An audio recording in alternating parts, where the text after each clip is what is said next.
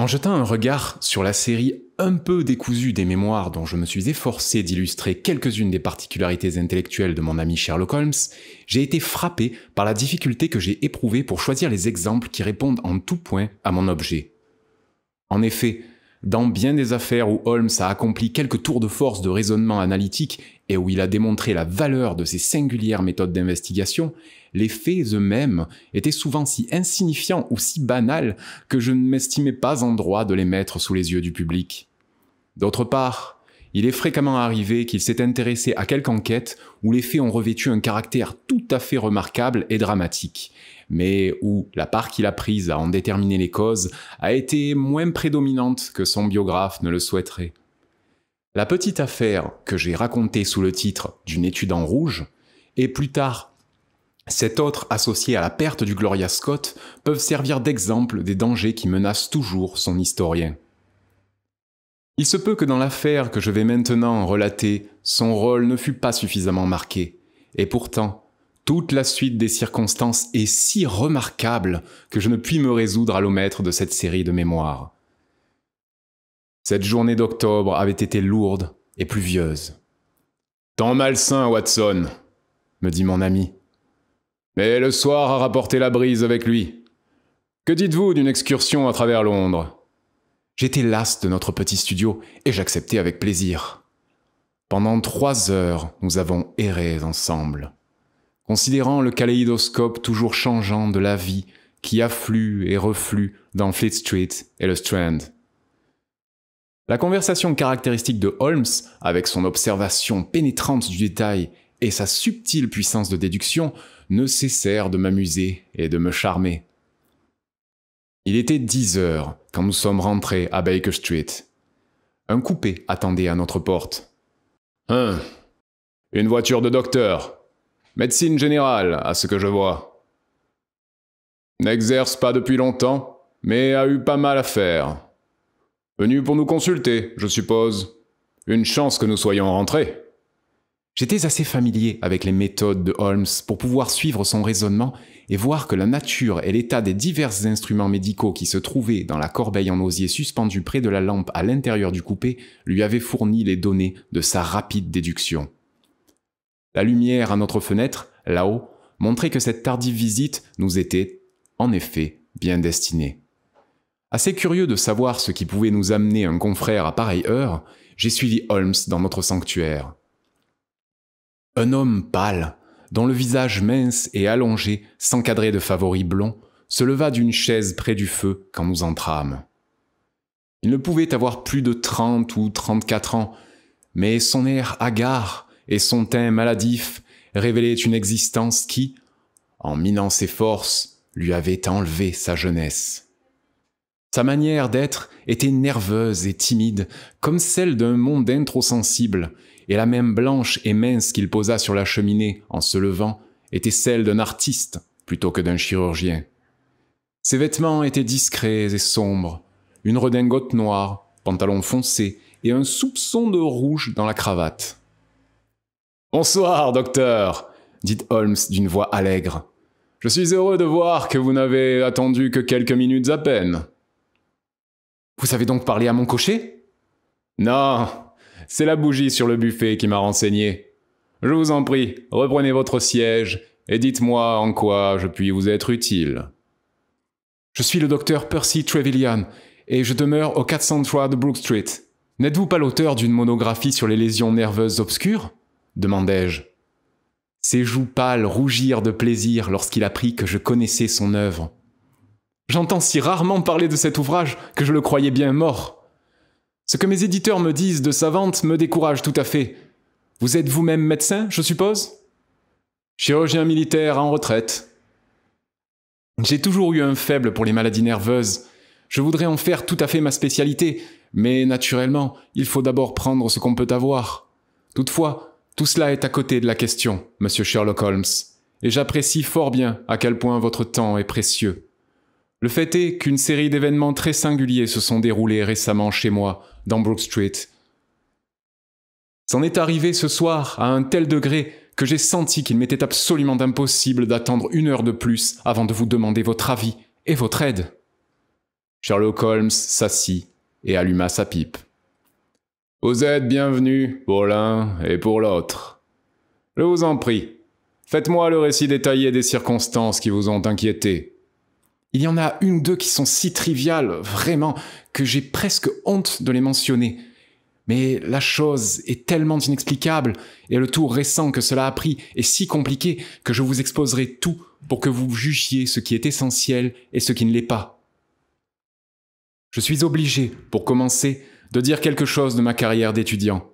Je suis sorti de l'université de Londres, vous le savez, et je suis sûr que vous ne me croirez pas en quête de louanges déplacées si je dis que mes professeurs considéraient ma carrière d'étudiant comme vraiment pleine de promesses. Mes études terminées, j'ai continué de me consacrer à des recherches, tout en occupant qu'une position secondaire à King's College Hospital.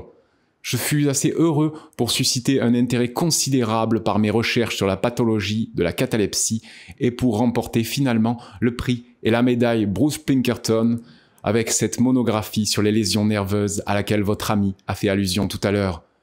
Je n'exagérais pas si je disais qu'à ce moment-là, l'impression générale était qu'une carrière remarquable s'ouvrait devant moi. Mais la grosse pierre d'achoppement pour moi, c'était le manque de capitaux. Comme vous le comprendrez facilement, un spécialiste qui a de hautes visées est contraint de débuter dans l'une quelconque de cette douzaine de rues du quartier de Cavendish Square, qui toutes impliquent des loyers énormes et de grands frais d'installation. En plus de ces dépenses préliminaires, il faut qu'il soit préparé à subvenir à ses besoins pendant quelques années et à louer une voiture et un cheval présentable. Tout cela était au-delà de mes moyens. Et je pouvais tout au plus espérer qu'en économisant, il me serait possible, en une dizaine d'années, de mettre assez d'argent de côté pour m'établir. Tout à coup, cependant, un incident inattendu m'ouvrit une perspective toute nouvelle. Ce fut la visite d'un certain Mr. Blessington qui m'était complètement inconnu. Il entra dans mon cabinet un matin et, tout de suite, se lança à fond dans son sujet. « Vous êtes bien Percy Trevelyan, qui a eu une carrière si distinguée et a obtenu un grand prix il n'y a pas longtemps ?» Je m'inclinai. « Répondez-moi franchement, » continua-t-il. « Vous verrez que c'est votre intérêt. Vous avez toute l'habileté qui fait qu'un homme réussit, mais possédez-vous le doigté ?» Je ne pus m'empêcher de sourire de la brusquerie de cette question. « J'espère en avoir ma part. » Pas de mauvaises habitudes? Pas de penchant pour la boisson, hein? Mais, monsieur! Bon, ça va très bien. Mais il fallait que je le demande. Avec toutes ces qualités, pourquoi n'avez-vous pas une grande clientèle? J'ai haussé les épaules. Allons, dit-il de sa manière agitée. C'est de la vieille histoire. Plus de cervelle dans la tête que d'argent dans la poche, hein? Que direz-vous si je vous lançais dans Brook Street? Je le regardais, stupéfait. « Ah, je le ferai pour moi et non pour vous. Je veux être tout à fait franc avec vous, et si ça vous convient, ça me conviendra à merveille. J'ai quelques milliers de livres à placer, voyez-vous, et je crois bien que je les placerai sur vous à fond perdu. » Mais pourquoi? Eh bien, c'est une spéculation comme une autre, et plus sûre que bien d'autres. Que faut-il donc que je fasse? Je vais vous le dire. Je prendrai la maison, je la meublerai, je paierai le personnel et je me chargerai de tout. Tout ce que vous aurez à faire, ce sera de rester assis sur votre chaise dans votre cabinet de consultation. Je vous donnerai l'argent de poche et le nécessaire. Par contre, vous me passerez les 3/4 de vos gains et vous gagnerez l'autre quart pour vous. Voilà, monsieur Holmes, l'étrange proposition avec laquelle cet homme, Blessington, m'aborda. Je ne vous ennuierai pas en vous racontant comment nous avons négocié et fait affaire. Cela finit ainsi. À l'Assomption suivante, j'ai emménagé dans la maison et j'ai ouvert mon cabinet à très peu de choses près dans les conditions qu'il avait suggérées. Lui-même est venu dans la maison comme malade à demeure. Son cœur était faible, semble-t-il, et il avait besoin d'une surveillance médicale constante. Il aménagea les 2 meilleures pièces du premier en studio et en chambre à coucher pour son usage personnel. Homme aux habitudes singulières, il évitait la société et sortait très peu. Sa vie était irrégulière, mais sous un seul rapport, il était la régularité même. Chaque soir, à la même heure, il venait dans mon cabinet de consultation, examiner les livres, déposer sur le bureau 5 shillings et 3 pence pour chaque guinée que j'avais gagnée et emporter le reste dans son coffre-fort dans sa chambre.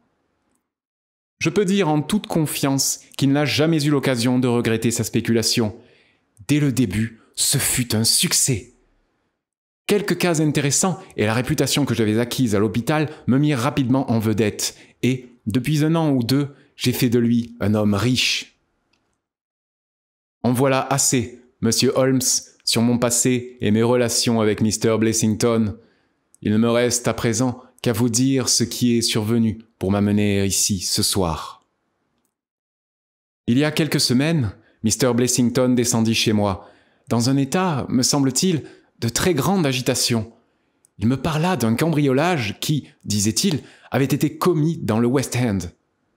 Il me parut, je m'en souviens, tout à fait inutilement surexcité à ce sujet et annonça qu'il ne se passerait pas un jour avant que nous ne fassions poser des verrous plus forts aux portes et aux fenêtres. Toute une semaine, il demeura dans un singulier état d'agitation. Il regardait sans cesse par la fenêtre et avait renoncé à la petite promenade qui, d'ordinaire, préludait à son dîner. Son attitude me suggéra qu'il avait une peur mortelle de quelque chose ou de quelqu'un. Mais quand je lui posai une question, il se montra si désagréable que je fus forcé de laisser tomber le sujet. Peu à peu, avec le temps, ses craintes semblèrent se dissiper et il avait repris ses anciennes habitudes quand un nouvel événement le réduisit au pitoyable état de dépression dans lequel il se trouve à présent. Ce qui est arrivé est ceci.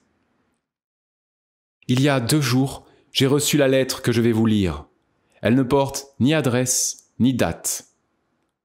Un noble russe qui séjourne présentement en Angleterre serait heureux de profiter de l'aide professionnelle du Percy Trevelyan. Il est depuis quelques années sujet à des crises de catalepsie et on sait que le docteur Trevelyan fait autorité en la matière. Il se propose de lui rendre visite demain vers 6h15, si le docteur Trevelyan peut sans inconvénient se trouver chez lui. Cette lettre m'a profondément intéressé, parce que la principale difficulté dans l'étude de la catalepsie, c'est la rareté de la maladie. Vous croirez donc sans peine que j'étais dans mon cabinet de consultation quand, à l'heure fixée, mon jeune domestique introduisit le malade. C'était un homme d'âge mûr, mince, d'allure modeste et banale, nullement l'idée qu'on se fait d'un noble russe. Je fus bien plus frappé par l'aspect de son compagnon. Celui-ci était un homme jeune, grand, d'une beauté remarquable, avec une figure sombre, pleine de feu, les membres et la poitrine d'un Hercule. Il avait, pour entrer, passé sa main sous le bras de l'autre et il l'aida à s'asseoir avec une tendresse qu'on n'aurait guère attendue d'un homme de son aspect. « Vous m'excuserez d'entrer, docteur » dit-il en anglais avec un léger aisément. « Monsieur mon père et sa santé est pour moi de la plus grande importance. » Je fus touché par cette anxiété filiale. « Peut-être désireriez-vous rester pendant la consultation ?»« Non, pour rien au monde !» fit-il avec un geste d'horreur. « Cela m'est plus pénible que je ne saurais le dire. Si je devais voir mon père dans une de ces terribles crises, je suis convaincu que je n'y survivrai pas. Mon propre système nerveux est d'une sensibilité exceptionnelle. Avec votre permission, je resterai dans la salle d'attente pendant que vous étudierez le cas de mon père. » À cela, bien entendu, j'ai consenti, et le jeune homme s'est retiré. Le malade et moi, nous nous sommes alors plongés dans la discussion de son cas, et j'ai pris quantité de notes. Il n'était pas d'une intelligence remarquable, et me faisait souvent des réponses embrouillées que j'attribuais à sa connaissance restreinte de notre langue. Soudain, pendant que j'étais assis, en train d'écrire, il cessa tout à fait de répondre à mes questions, et, quand je me tournai vers lui, je fus saisi de voir qu'assis, droit et raide sur sa chaise, il me regardait avec un visage d'une rigidité parfaitement inexpressive. Il était une fois de plus la proie de sa mystérieuse maladie. Ce que j'ai d'abord éprouvé, je viens de le dire, ce fut de la pitié et de l'horreur. En second lieu, ce fut, j'en ai peur, une satisfaction professionnelle. J'ai noté les pulsations et la température de mon malade, j'ai éprouvé la rigidité de ses muscles, examiné ses réflexes. Il n'y avait, dans l'ensemble, rien de sensiblement anormal et toutes les observations concordaient avec mes expériences passées. J'avais, dans des cas semblables, obtenu de bons résultats par l'inhalation de nitrite d'anyle et ce me semblait une admirable occasion d'en éprouver une fois encore les vertus. Le flacon se trouvait en bas, dans mon laboratoire. Laissant donc mon malade assis sur sa chaise, je courus le chercher. J'ai un peu tardé à le trouver, mettons 5 minutes, puis je suis revenu. Jugez de mon étonnement en constatant que la pièce était vide et le malade disparu. Naturellement, la première chose que je fis fut de courir dans la salle d'attente. Le fils aussi était parti. La porte du vestibule avait été tirée, mais non fermée. Le garçon qui introduit les clients est nouveau et nullement prompt. Il attend en bas et monte pour faire sortir les malades, quand je sonne de mon cabinet. Il n'avait rien entendu et l'affaire demeura tout à fait mystérieuse. Mr. Blessington est rentré peu après, mais je ne lui ai pas soufflé mot, car, à dire vrai, j'en suis venu depuis quelque temps à communiquer avec lui aussi peu que possible. Eh bien, je pensais certes ne jamais revoir le Russe et son fils. Aussi, vous pouvez imaginer mon étonnement quand, ce soir, exactement à la même heure, ils sont entrés dans mon cabinet, juste comme ils l'avaient fait auparavant. « Je sens que je vous dois 1000 excuses pour mon brusque départ d'hier, docteur, » dit mon malade. J'avoue que j'ai été très surpris. « Le fait est que lorsque je me remets de ces attaques, mon esprit est un peu embrouillé en ce qui concerne tout ce qui a précédé. Je me suis éveillé dans une pièce inconnue, à ce qu'il m'a semblé, et en sorte de transe ébloui, je suis sorti dans la rue pendant que vous étiez parti. Et moi, dit le fils, en voyant mon père sortir sur le seuil de la salle d'attente, j'ai cru, tout naturellement, que la consultation était terminée. Ce ne fut qu'une fois rentré à la maison que j'ai commencé de me rendre compte du véritable état de choses. Fort bien, dis-je en riant. Il n'y a pas de mal, si ce n'est que vous m'avez terriblement intrigué. Si donc vous voulez bien passer dans la salle d'attente, je serai heureux de reprendre la consultation qui s'est terminée si brusquement. Pendant une demi-heure à peu près, j'ai discuté de ces symptômes avec le vieux monsieur, puis, après lui avoir fait une ordonnance, je l'ai vu s'en aller au bras de son fils. Je vous ai dit que Mr. Blessington choisissait en général cette heure de la journée pour prendre un peu d'exercice. Il rentra peu après et monta chez lui. Un instant plus tard, je l'entendis dégringoler des escaliers et il entra dans mon cabinet comme un homme que la panique a rendu fou. « Qui est allé dans ma chambre ?» cria-t-il. « Personne !»« C'est un mensonge ! Venez voir !» Je ne fis pas attention à la grossièreté de ses propos, car la peur semblait lui faire perdre à moitié la tête. Je suis monté avec lui et il m'a montré plusieurs empreintes de pieds sur le tapis de couleur claire. « Vous n'allez pas me dire que ce sont là les traces de mes pas ?» Beaucoup plus grandes, certes, que celles qu'il aurait pu laisser, elles étaient évidemment toutes fraîches. Il a beaucoup plu cet après-midi, comme vous le savez, et mes deux malades furent les seuls à me rendre visite. Il s'ensuivait donc que, pendant que je m'occupais de l'autre, l'homme de la salle d'attente était, pour une raison ignorée, monté à la chambre de mon malade à demeure. On n'avait touché à rien, on n'avait rien pris, mais les traces des pas prouvaient que cette visite d'un intrus était un fait indéniable. Mr. Blessington m'a paru plus surexcité à propos de cette affaire que je ne l'aurais cru possible, quoique, naturellement, c'en était assez pour troubler la tranquillité d'esprit de n'importe qui. Il s'est assis dans un fauteuil et s'est bel et bien mis à pleurer. Et j'ai eu beaucoup de peine à le faire parler raisonnablement. Ce fut lui qui suggéra qu'il fallait que je vienne vous trouver. Et, naturellement, j'ai vu tout de suite la justesse de son idée, car, bien qu'il m'ait l'air d'en exagérer beaucoup l'importance, l'incident est certainement très singulier. Si seulement vous vouliez bien venir avec moi dans mon coupé, vous sauriez, du moins, calmer mon hôte, bien que je ne puisse guère espérer qu'il vous sera possible d'expliquer cet étrange événement. Sherlock Holmes avait écouté ce long récit avec une attention qui témoignait du vif intérêt qu'il éveillait en lui. Son visage était aussi impassible que jamais, mais ses paupières s'étaient abaissées plus lourdement sur ses yeux et la fumée montait de sa pipe en cercle plus épais, comme pour ponctuer plus fortement chaque épisode curieux du récit du docteur. Comme notre visiteur concluait, Sherlock se leva aussitôt sans mot dire. Il me passa mon chapeau, prit le sien sur la table et suivit le docteur Trevelyan à la porte. En moins d'un quart d'heure, celui-ci nous déposait devant sa demeure dans Brook Street. C'était l'une de ces maisons à façade plate et sombre que l'on associe à l'idée d'un médecin du West End. Un jeune domestique nous fit entrer et, tout de suite, nous prîmes un grand escalier recouvert d'un superbe tapis. Mais soudain, nous fûmes arrêtés net par une interruption singulière. La lumière du haut s'éteignit brusquement et, de l'obscurité, une voix sifflante et tremblante partit. « J'ai un revolver et je vous donne ma parole que je vais faire feu si vous approchez !»« Vraiment, ça dépasse toutes les bornes, monsieur Blessington !» s'exclama Dr. Trevelyan. « Ah, c'est donc vous, docteur !»« Et il y a d'autres gens. Pour qui se donne-t-il » Nous eûmes conscience que, dans l'obscurité, on nous examinait longuement. « Oui, ça va bien.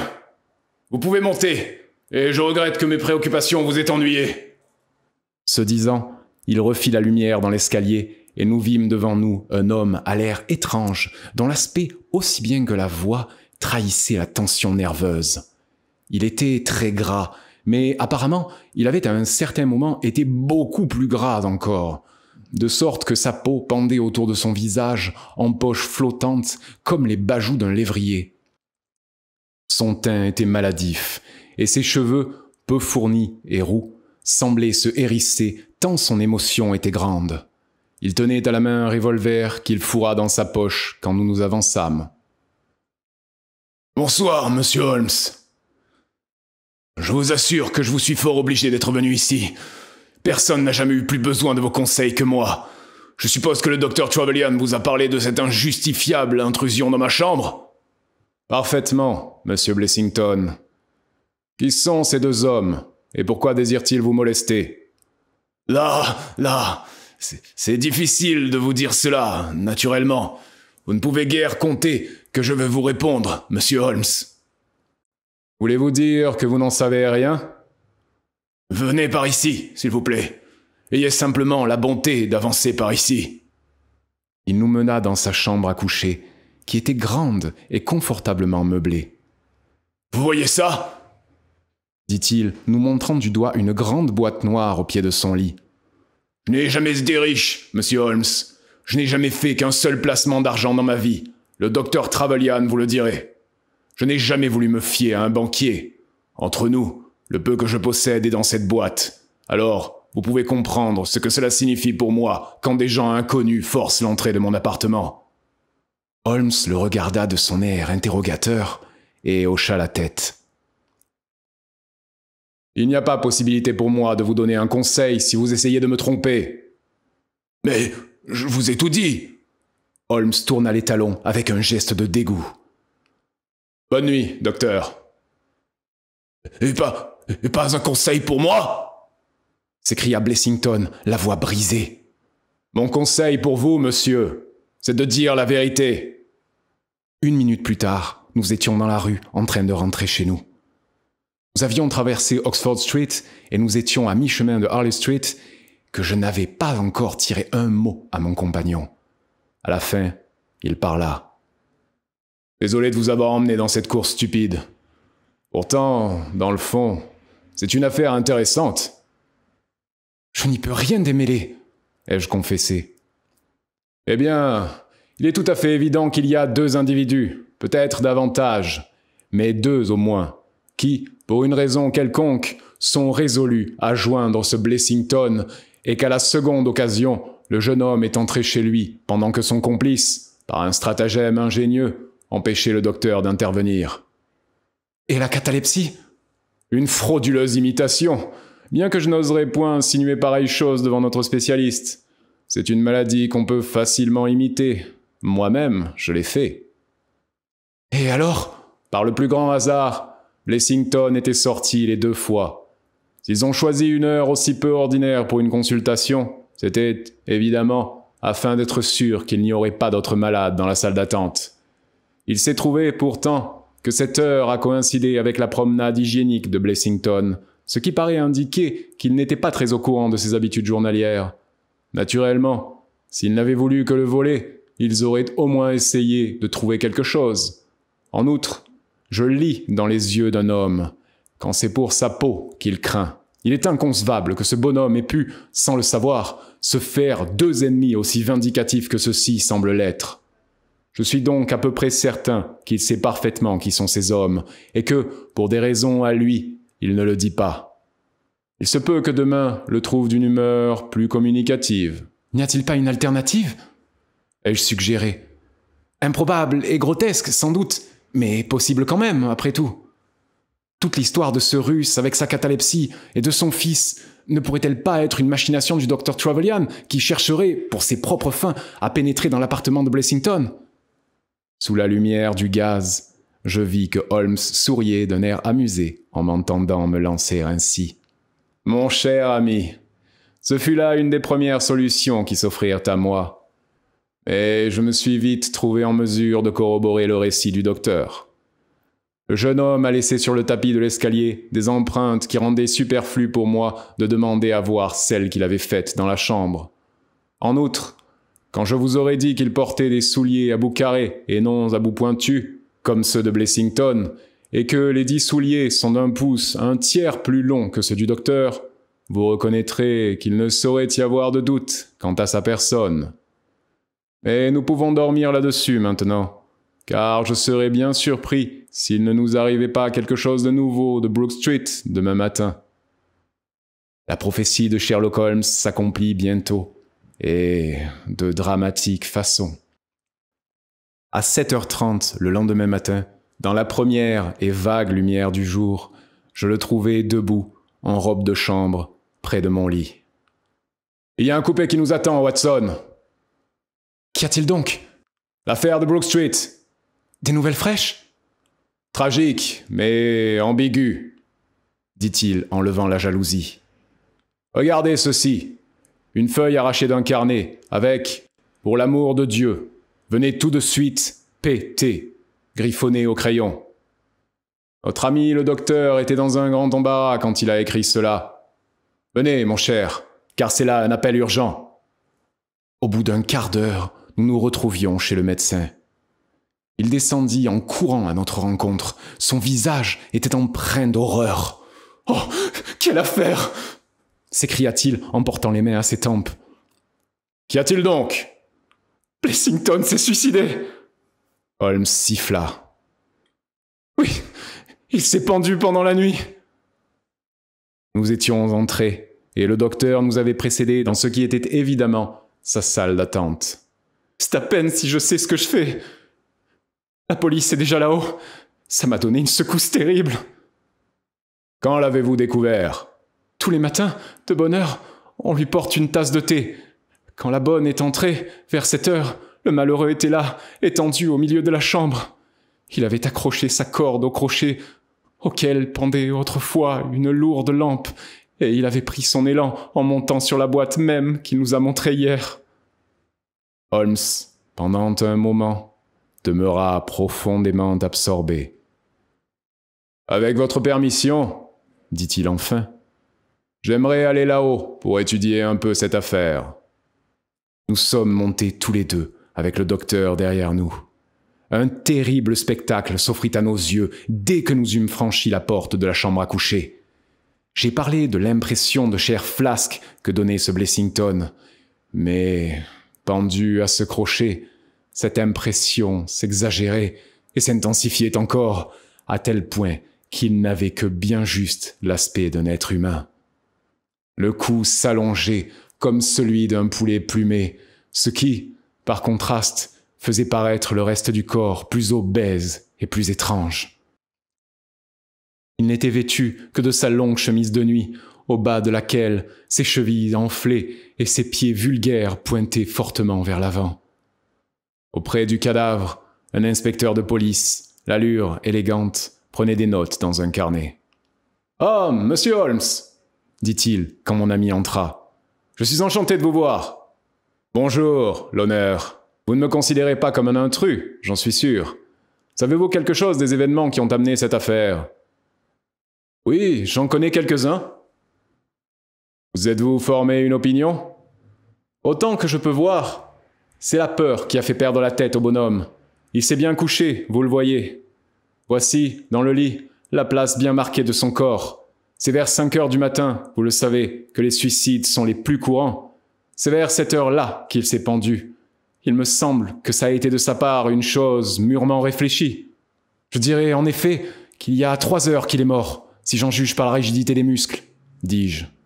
« Rien remarqué de particulier dans la chambre ?» demanda Holmes. « Trouvé un tournevis et quelques vis sur le lavabo. Semble aussi avoir beaucoup fumé pendant la nuit. Voilà 4 bouts de cigares que j'ai ramassés dans l'âtre. » Avez-vous son fume-cigare ? Non, rien de ce genre. Son étui à cigare, alors ? Oui, il était dans la poche de son costume.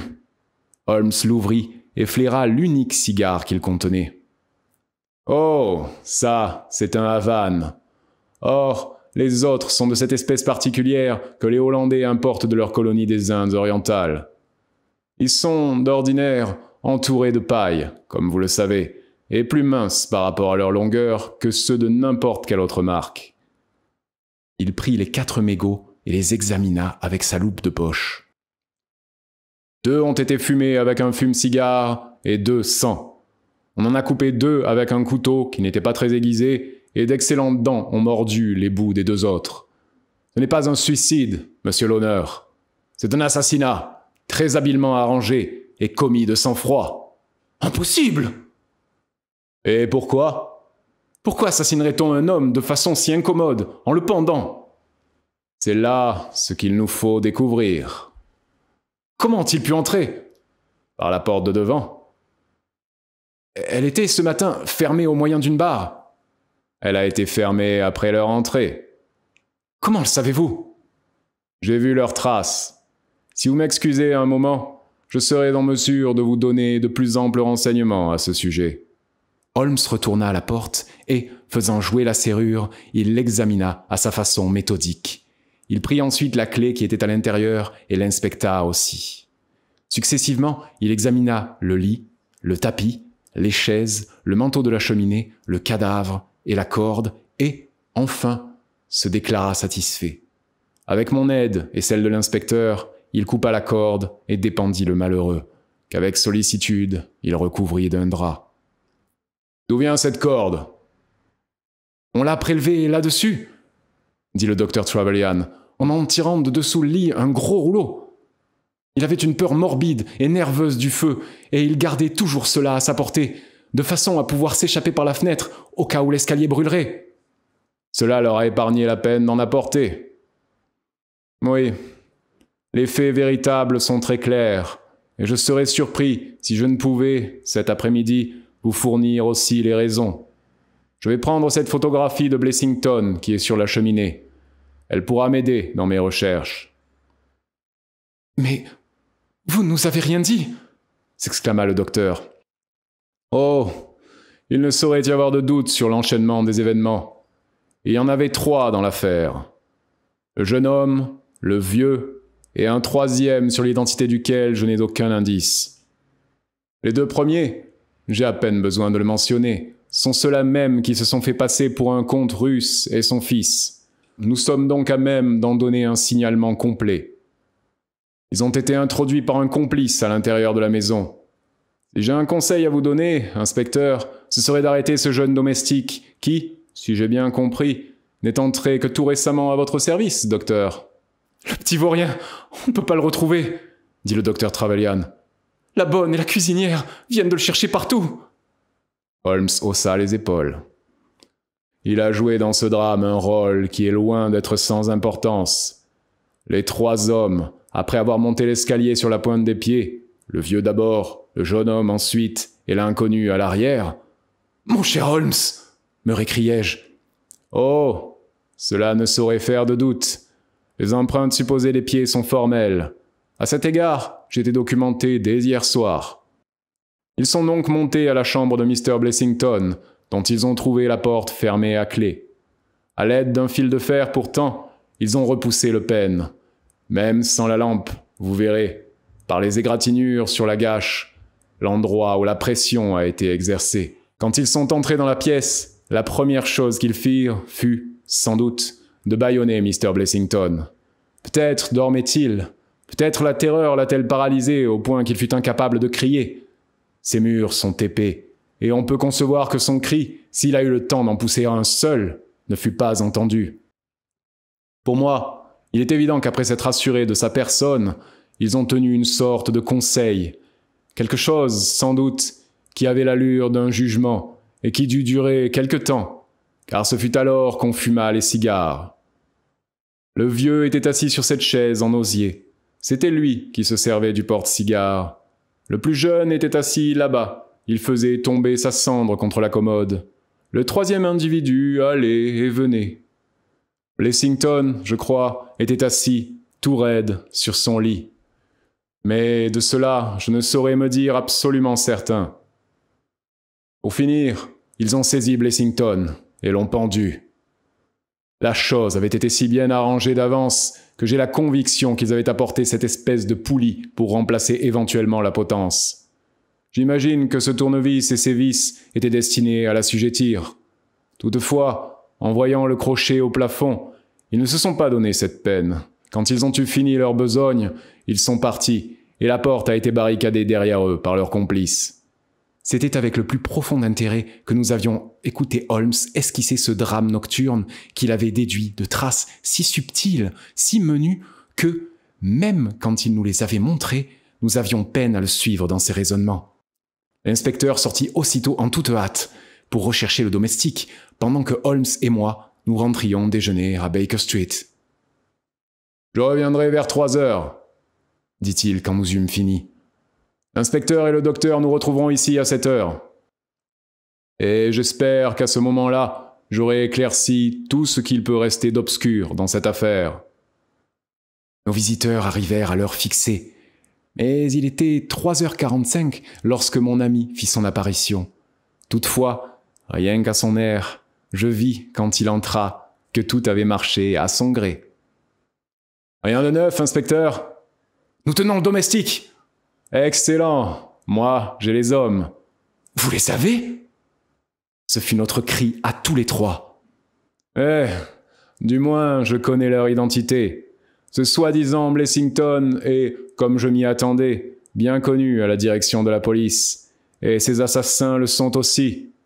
Ils s'appellent Bridle, Hayward et Mofflat. »« La bande de la banque Workington !»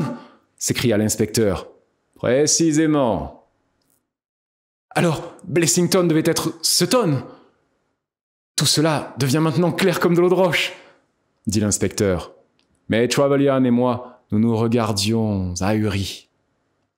« Vous devez vous rappeler sûrement la grande affaire de la banque Workington, » dit Holmes. « Il y avait 5 hommes dans cette affaire, ces 4-ci et un 5e nommé Cartwright. Tobin, le gardien, fut assassiné. Et les voleurs prirent la fuite avec 7000 livres. Cela se passait en 1875. Ils furent arrêtés tous les 5, mais les témoignages n'étaient nullement décisifs.